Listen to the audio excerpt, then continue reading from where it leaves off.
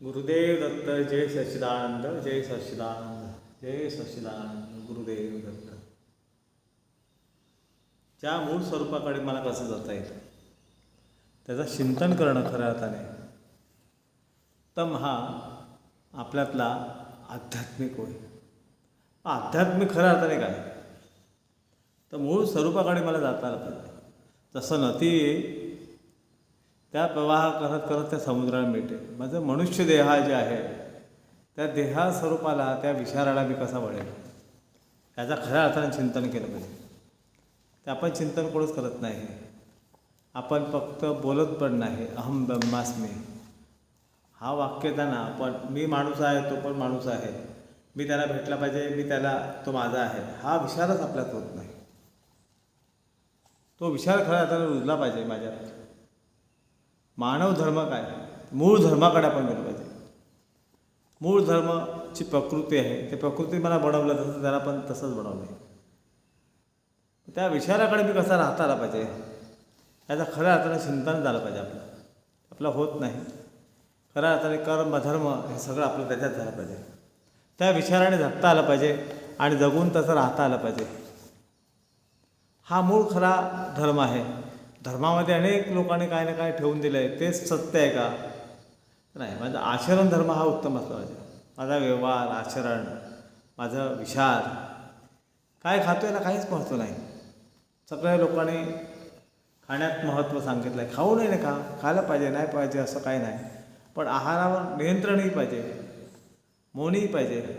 पण ते कुठल्या गोष्टीचा असावा, कुठला नसावा याचा खऱ्या अर्थाने चिंतन आपण केलं पाहिजे. मला लागते शरीराला, ते दिलं पाहिजे. आपण दिलंच नाही तर कसं होईल? तर देण्यासाठी हा देह मागतोच, त्याला दे. पण काय मागतो जर मागत असेल तर त्याचा विचारही केला पाहिजे आपण.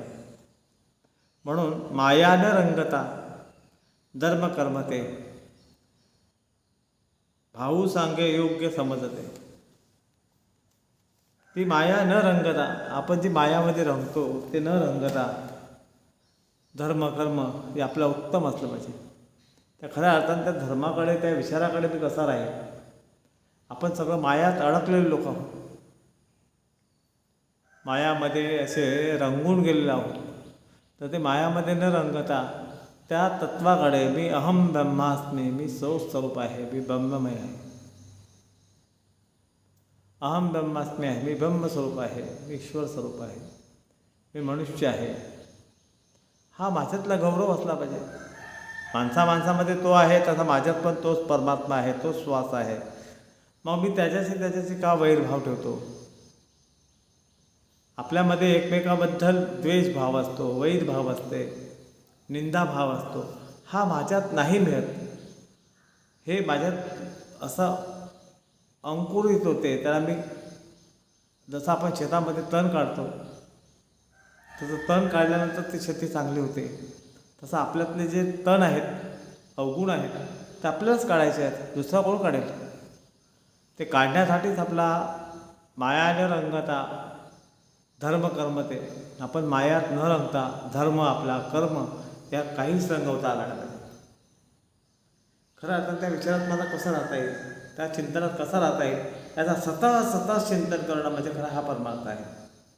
तुम्ही त्या देवाला किती फुलं वाहता, किती अगरबत्ती लावता, याला काय महत्त्व आहे? पण तुमचं आचरण, विचार, व्यवहार किती चांगला आहे हे महत्त्वाचं आहे.